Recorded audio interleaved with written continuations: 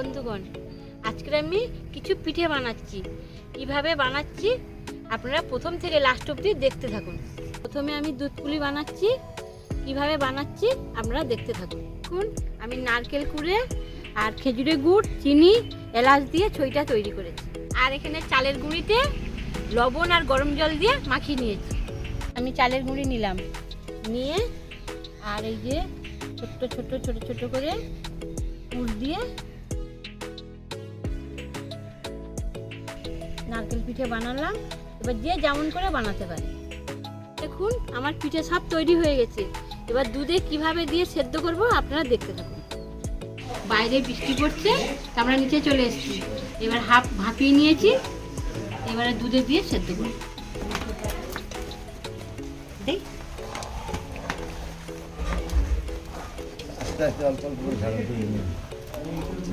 অল্প করে এবার আমরা দুধে দিয়ে দিচ্ছি।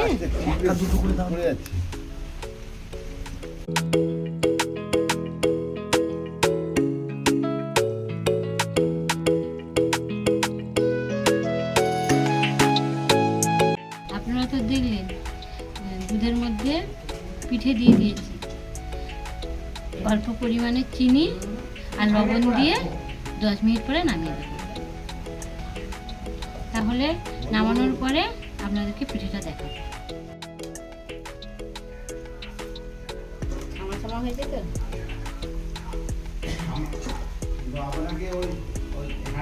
বন্ধুগণ, দুধ পুলি হয়ে গেছে। এবার তেলের পিঠে হবে, আপনারা দেখতে থাকুন। এখন আমি তেলের পিঠে করব। সুজি, ময়দা, চিনি, গুড়, নারকেল মাখিয়ে আমি আধ ঘন্টা রেখেছিলাম। এবার আমি তেলের পিঠে করব। মিশ্রণটা বেশি পাতলা করবেন না, একটু গাঢ় করে করবেন। আমি কিভাবে তেলের পিঠে করছি দেখুন।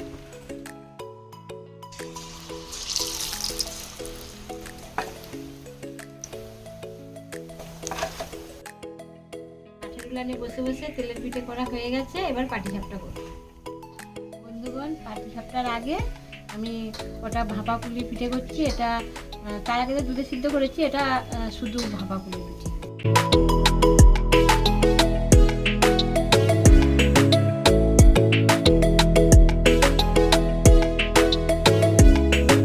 ভাপা পুলি পিঠে কিভাবে তৈরি করছি সেটা আপনাদের বলছি।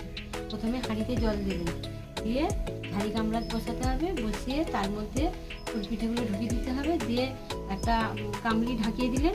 10 মিনিটের মধ্যে যেন বাষ্পটা না বার হয়, 10 মিনিটের মধ্যে পিঠেটা তৈরি হয়ে গেলে আপনাদের দেখাবো। তারপরে পাটিসাপটা পিঠে কিভাবে হয় আপনাদের দেখাবো। এবার আমি পাটিসাপটা বানাচ্ছি।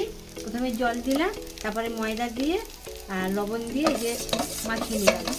মাখিয়ে নিয়ে এবার এই যে কড়াই দিয়ে পাটিসাপটা নিয়ে একটু রেখে দিলাম। কড়াতে দিয়ে গোল করে যে মাখাতে হবে, ঘুরিয়ে দিলাম।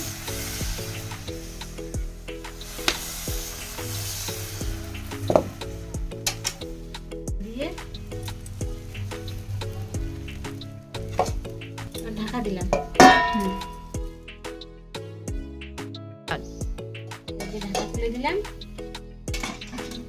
এই যে ডোটা যে হয়ে গেল। এবারে পুরটা দিলাম। পুরটা দিয়ে যে মাখিয়ে এই যে মুড়ে নিলাম। মুড়ে নিয়ে এবার কড়াই একটু তেল দিয়ে দিলাম। এই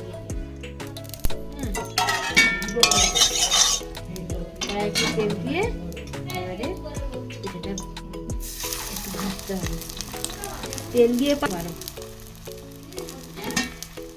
তেল ভিজিয়েও ভাজলে ভালো হবে, তেল দিলেও ভালো হবে।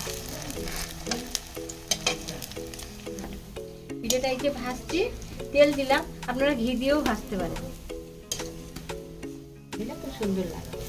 এই যে আমার পাটিসাপটা পিঠে হয়ে গেছে। আমার পাটিসাপটা পিঠে হয়ে গেছে। আপনারা চাইলেন এইভাবে করতে পারেন। সারাদিন ধরে এই পিঠেগুলো বানিয়েছি। নারকেল পিঠে, তেলের পিঠে, পাটিসাপটা, দুধে সিদ্ধ। সাহেব খেয়ে বলবে কেমন হয়েছে।